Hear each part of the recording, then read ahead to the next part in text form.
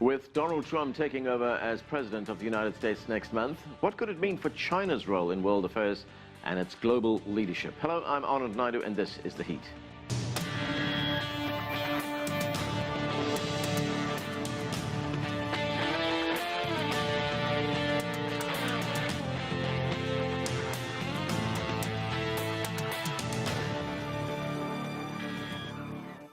Just over a month from now, Donald Trump will be sworn in as President of the United States. So far, the billionaire businessman has proven to be unpredictable, and there are many questions about the type of policies he will implement once in office.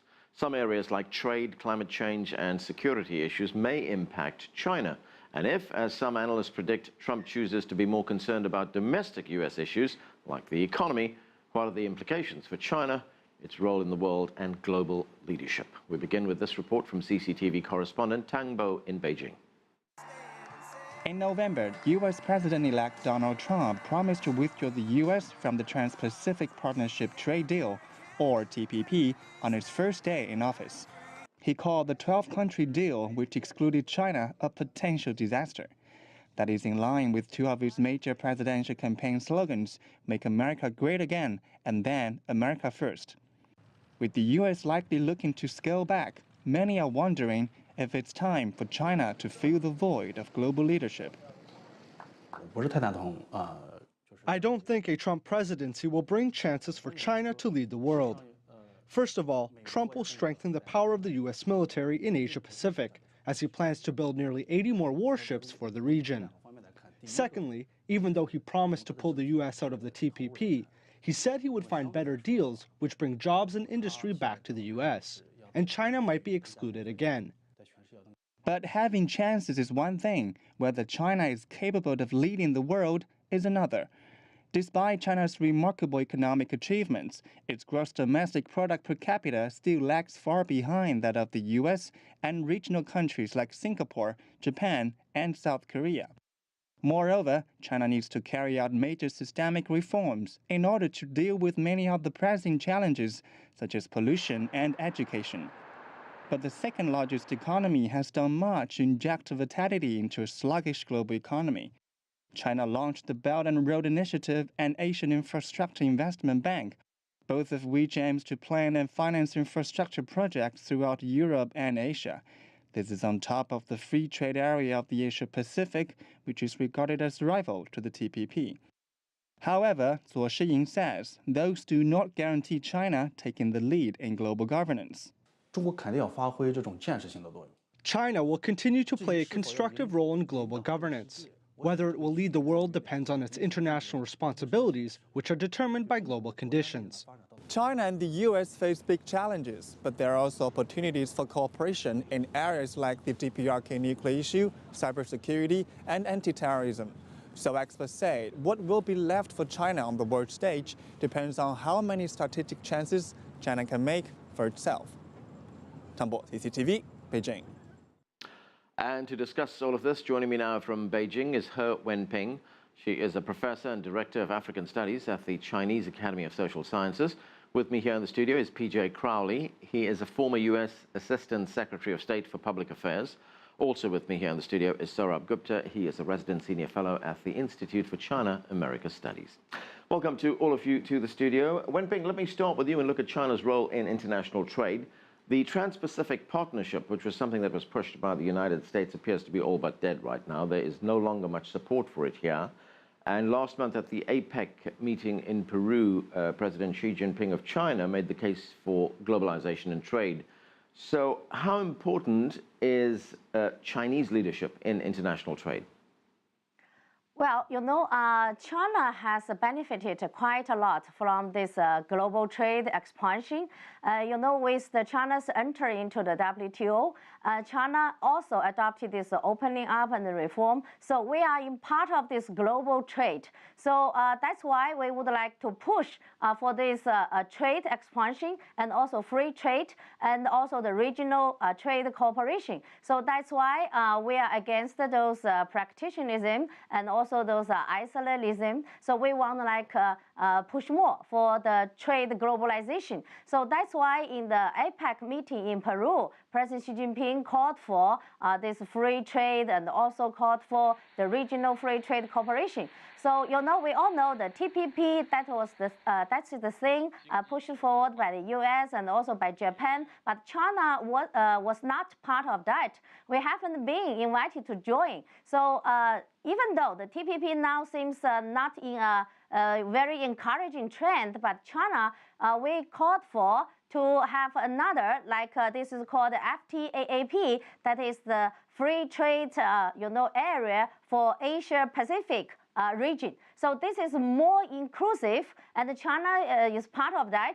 And more country, comparing with those like 12 countries in the TPP, but this one will include more. I think it's 16, including even Latin American country and the Asian Pacific country. So that's more inclusive.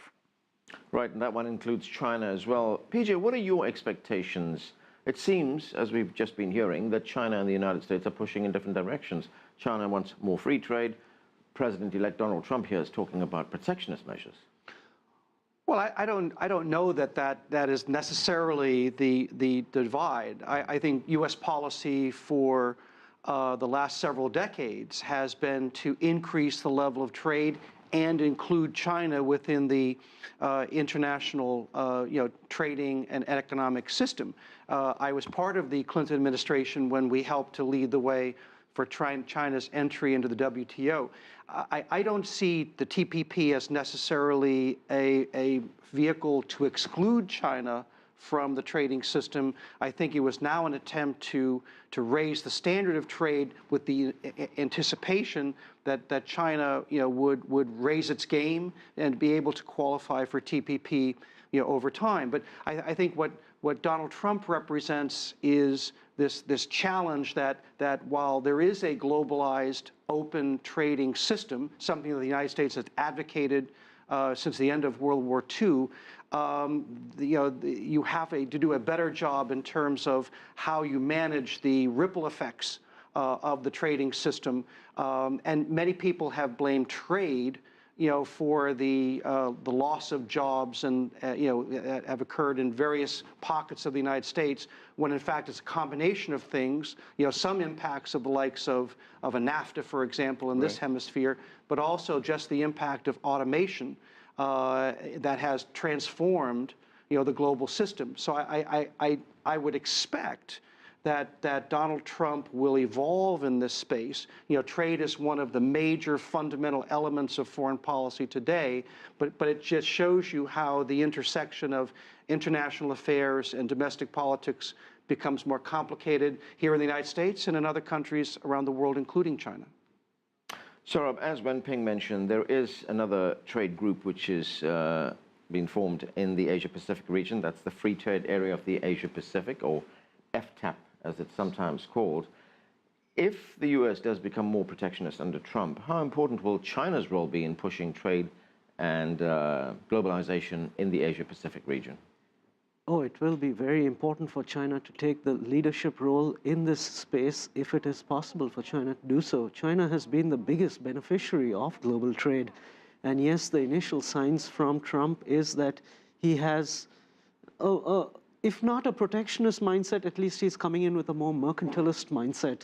The beauty of FTAP is that the United States is a participant within FTAP. So even if TPP, which I frankly feel is dead in this administration and even down the line, I just don't think it has life.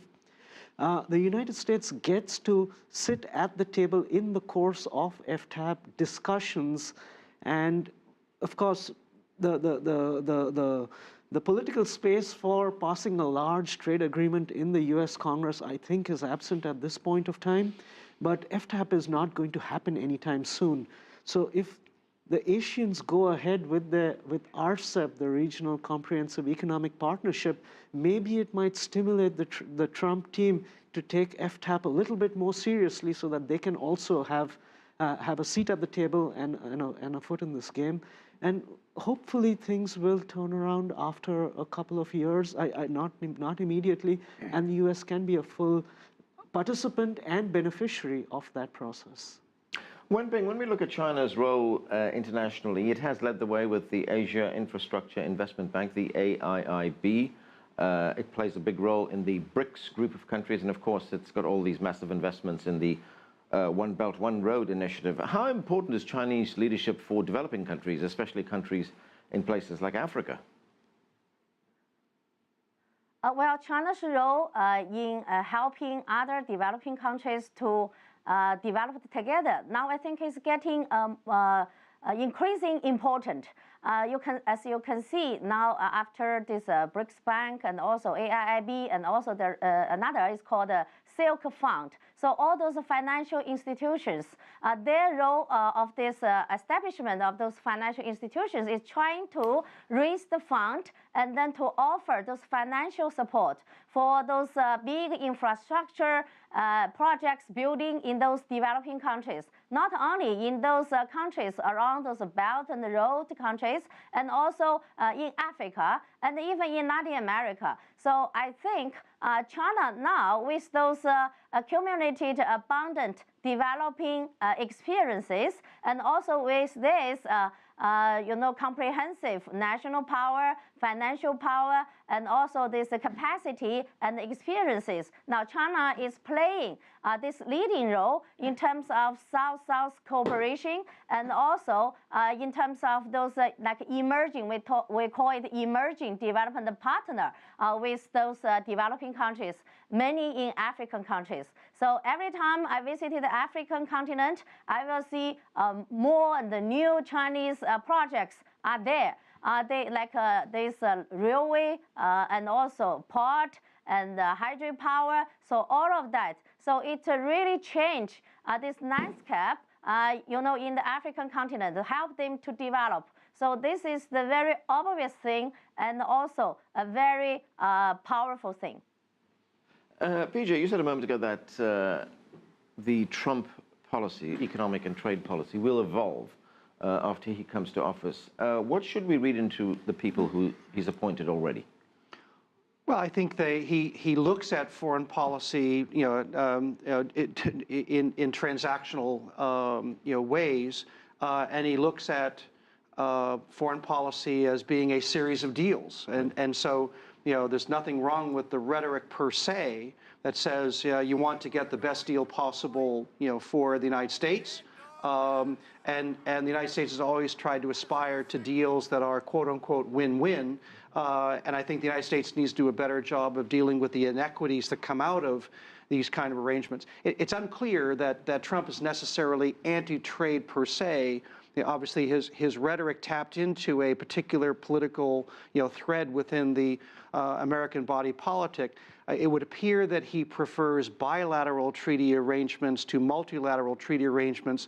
Although, like I say, we'll see, how this evolves over time.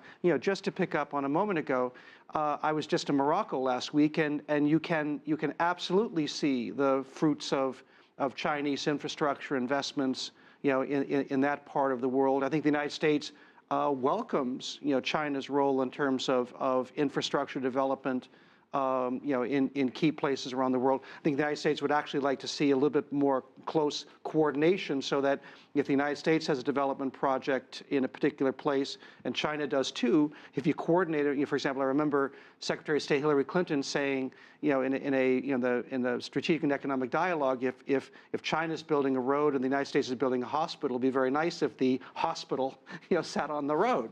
So I think there's the opportunity for better coordination here. So I don't think that the United States and the Trump administration is necessarily anti-trade or anti-development, but I think they're reviewing the mechanics of how that works.